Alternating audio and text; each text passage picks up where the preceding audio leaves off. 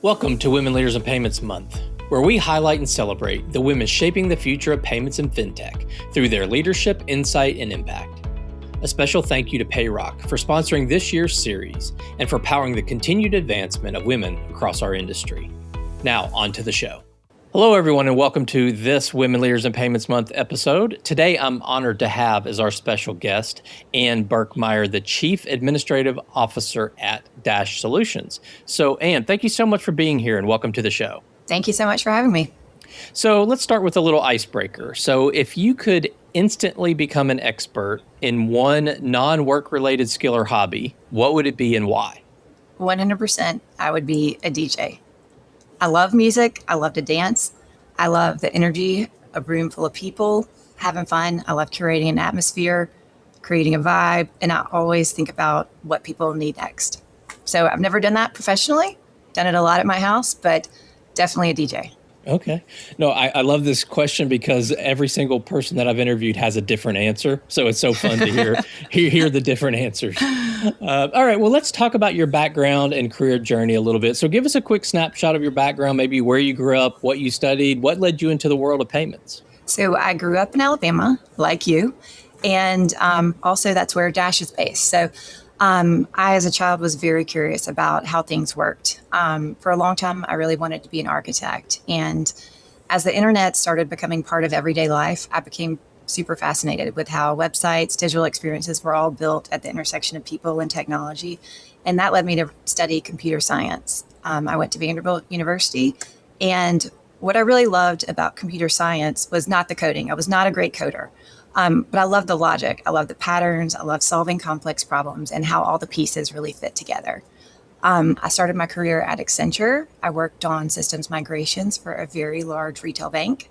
And that's where I realized that I was not only interested in technology, but I was also interested in how companies change. And so from there, I moved on to New York. I worked at UBS for about a decade. I led global transformation programs. I worked in technology, operations, risk, finance. And that was a truly amazing experience. But over time, I realized that really what I wanted to do was often help build and really redesign companies so that they could scale. And so that's what ultimately drew me to fintech. And I'm our Chief Administrative Officer at Dash today. And I work at the intersection of people, AI, and our business strategy. So I help translate that strategy into execution and ultimately value. And I absolutely love it. It's the perfect place for me. Was there a person or an opportunity or maybe even an unexpected moment that helped you shape the direction of your career? So I'd say my career has probably been shaped by multiple leaders and multiple companies too that consistently trusted me with problems that were a lot bigger than my title. And those problems and assignments were rarely comfortable. They were often things that had complex teams, complex projects, complex situations, and there was never really a clear playbook. And so looking back on those, that's where I really grew the most. So I love the whole idea of bringing clarity to complexity. I love helping organizations drive change, drive transformations, and I love solving challenging problems and creating great opportunities for growth. So it's also kind of changed how I think about leadership. And, for me, as I look back on what I learned during my career, I also think that one of the greatest gifts that a leader can give to someone is really that chance to do something that they're not quite ready for. So that's how confidence is built. And that's something that I try to do and give others a chance to do as well. Okay. So you told us about your role a little bit already. So what part of your work are you most excited about right now? We are hyper-focused on growth. And so what excites me most about Dash is really helping us scale in a very thoughtful way. So I work in people, with people, AI enablement, and with our strategic initiatives. And I don't really think about those as separate responsibilities. I see them as super connected. And I also think that it's very important that folks recognize, and that I certainly recognize, right, that companies don't scale by accident. They scale by design. And when we think about growth, it isn't simply about hiring more people or adding more technology. You have to be very intentional about how those teams work together and very thoughtful about scaling. It's important to know how decisions get made and then what capabilities the business needs next to grow even further. So that's really the part that I love. Okay. Well, let's pivot and talk a little bit about leadership and perspective. So, this year's theme is the future is human. So, when you hear that phrase, what does it mean to you as a leader in payments? So I love this theme because to me, the future is really about people and relationships. And it really has to be. Technology, AI, automation, that's all going to continue to evolve. We're going to see payments in general become faster, smarter, more seamless.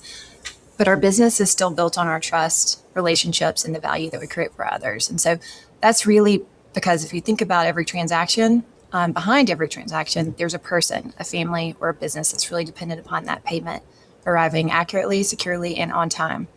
And the human need is what gives our technology its purpose. So while we think about the future being powered by AI and automation, it's ultimately defined by the relationships that we build and the value we create for others. Okay. And as you mentioned, payments is becoming more digital, it's more embedded, it's becoming more intelligent. So, what do you think leaders need to keep front and center as this industry keeps evolving? Without a doubt, experience, right? So the client and customer experience. And this ties really well to Dash's mission statement. So our mission is to make payments mean more. And that's for businesses and the people that we pay. And that means looking beyond the payment and whether the transaction actually worked, but also looking at the experience and asking, was it simple? Was it secure? Was it reliable? Was it valuable to both sides of that transaction? And so as our technology continues to advance, we know that companies are going to need to continue adapting. And so as I think about AI particularly, the ones that will win with AI aren't necessarily going to be the ones that have the most solutions that are in place leveraging AI, but they're going to be the ones that best combine AI with a human touch to remove friction, make better decisions, and then create an overall better experience for everybody involved.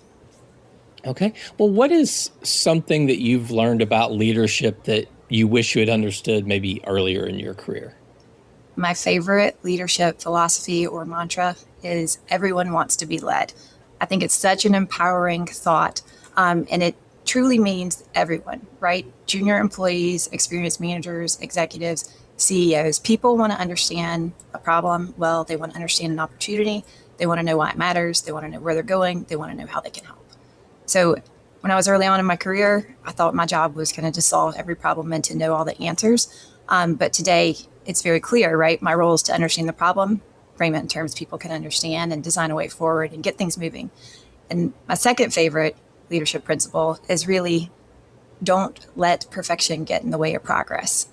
I think that's very important, particularly in a fast moving environment like payments. You need to move fast, you need to learn, adjust, and you need to keep moving. All right. Well, let's talk about the human side of payments. And you kind of mentioned this behind every payment or transaction or disbursement is a person, a business, a specific need. So, how do you think about the human side of payments in the work that you do?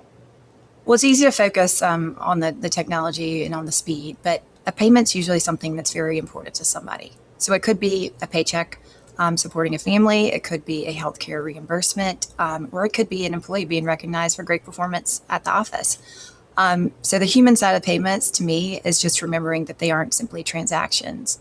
They're moments that matter. And our responsibility, particularly at Dash, is to curate that experience around the payment and make those moments simple and trustworthy and reliable. Okay, you mentioned the word trust a couple of times, and it's obviously a critical part of payments and fintech. So, how do you think companies can build and maintain trust as this industry just becomes more and more automated and technology driven? Yeah, it's a huge component. It's always been a foundation of payments. It's becoming even more important with our increase in automation and usage of AI. And folks still need a degree of confidence. And it means that most companies have to design for more than speed and efficiency. And so they're going to need to be designing for security, for transparency, for also reliability and accountability. I think there's a people component to it, though, outside of technology. When something doesn't go as planned, trust is built by how quickly you can communicate, take ownership, and make things right. And so while technology can create the confidence and the repeatability, people create the trust. So I do believe, the strongest companies are very intentional about both, and we're certainly positioned in that space at Dash. Yeah, and we often talk about this is that, payments is expected to work. It works most of the time, 99% of the time, something, what happens that's supposed to happen. But that 1%, right, is always the challenge for us as an industry. And I think, as you mentioned, like that's where, trust can really come into the equation. Absolutely. What do you think is one trend or maybe change in payments that you believe will have the biggest impact on people and businesses over the next couple of years? So while it extends a little bit beyond payments, the biggest trend is AI, but it's not for the reason most people think. I don't think AI's biggest impact is going to be helping us be more productive, right? Writing the emails faster, automating individual tasks. I think that its biggest impact is the opportunity that it gives all of us as leaders in payments to rethink how we operate. It gives us the opportunity to step back and say, if we were designing the company today, knowing AI exists, would we build it the same way? And I don't think there are many leaders out there that would answer yes about their company. So I think it's really important that we use this as an opportunity to rethink and redesign. I think the companies that layer AI into existing processes are going to see incremental gains, while the ones that truly step back and redesign around AI are going to create entirely new levels of speed and innovation. Again, going back to our earlier point, right? Companies don't scale by accident, they scale by design. And so this is, in my opinion, a once in a generation opportunity to really redesign and rethink how companies work so people can spend more time doing what only people can do, which is creating experiences, building trust. When we talk about AI, and I love the way you framed that because I haven't heard that a lot, is like, if you rebuilt your company today, would you do it differently knowing what you know about AI? That's very interesting. So a lot of companies have, I shouldn't say a lot, companies have implemented AI, let's say for customer service and things like that. Sort of, what is your thought on that from a business perspective? Because we've had some that have launched it and then pulled back because it didn't reach the results they expected. Do you think that's just like an overzealous company who just wants to say they do things in AI, or what are your thoughts on the kind of a practical implementation of it? Yeah, there are two aspects of it. So I strongly believe that AI is something that needs to be built out as a capability within our teams from a people standpoint. I think the secondary component of it is there's certainly tooling and different solutions that AI can be leveraged in to make them more efficient. At Dash, we're really taking the people and AI enablement initiatives to be very serious and very core to our business model. We have, over the course of the past year, really ingrained it into our teams. Everyone has at least one large language model that is available to them just for general productivity use cases. But we are now dipping into the automation of workflows for all the different capabilities and functions within each team. And so we're really trying to ensure that each department rises at the same kind of water level as we're going through this. But it's certainly something that we see as a core capability, and also one that we want to really invest in. And so we are being very pragmatic, right? Ensuring, as we go undertake new initiatives where, we do expect to see efficiency gains, perhaps in our call center, right? We are being very thoughtful about the way that we do those. We're ensuring that we've got kind of a clear way forward, a good kind of understanding of the return on investment for those initiatives, and that we're really prioritizing them where they can make the most business impact. So we love things that drive productivity.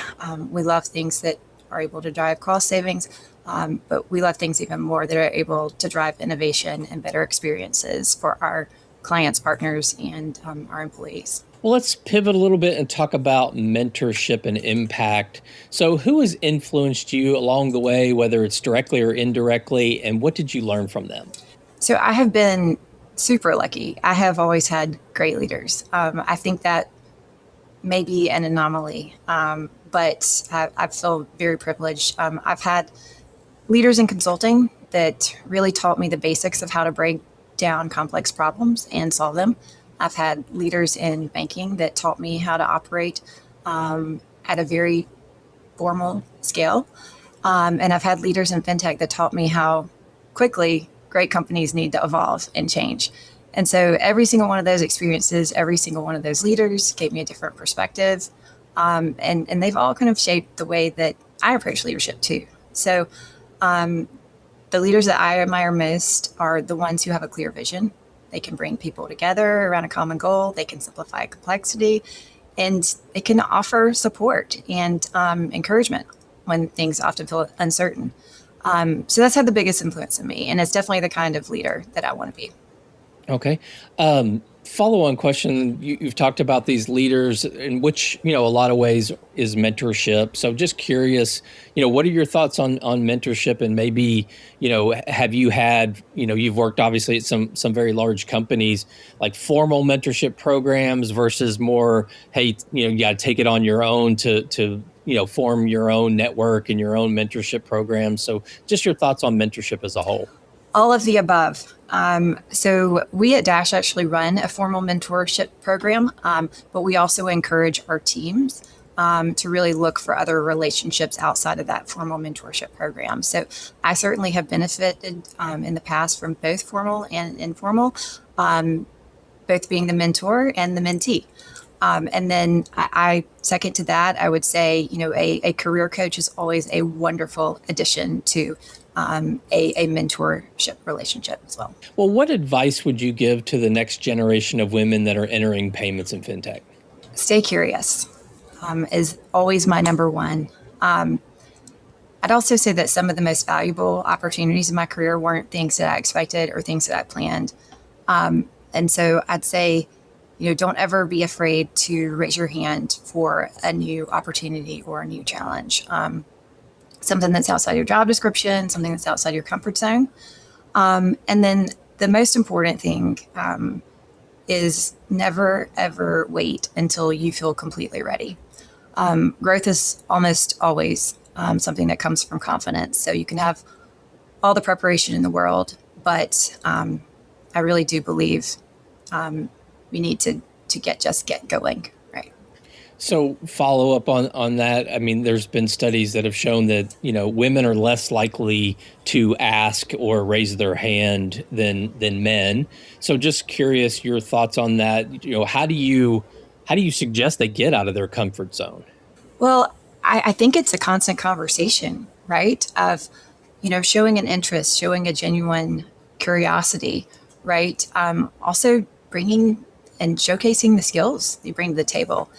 I, from time to time, have, represented myself and said, well, here are the things that I've done in my past experience that I think could be valuable and useful for this particular role or opportunity, or even just project, right? So I really do think that we all need to remind ourselves of the wealth of experience that we bring and have that at the ready, right? So that when opportunities or problems or challenges that need a clear leader, when those opportunities arise, you have a good and quick answer for it. You can represent yourself well. Okay. Well, let's wrap up the show with one kind of final fun question. So what is one app or podcast or book, maybe TV show or hobby that is a different way or a favorite way of yours to unwind that maybe gives us a glimpse of who you are outside of work? Other than me wanting to be a DJ?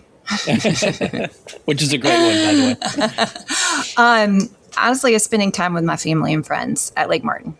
It's a beautiful lake here in Alabama, and we love being on and near the water. My kids love tubing. They love wake surfing and wakeboarding, and we love hosting and entertaining. And so, I genuinely love bringing people together. And I think that's probably a common theme. So whether it's work or in my personal life, I love bringing people together, doing great and fun things, and creating experiences that people will remember. Okay. Well, Ann, I think that's a great way to wrap up the show. I know your time's very valuable, so I really appreciate you being here today. So again, thank you so much for being on the show. Thank you so much for having me, Greg. And to all you listeners out there, I thank you for your time as well. And until the next story.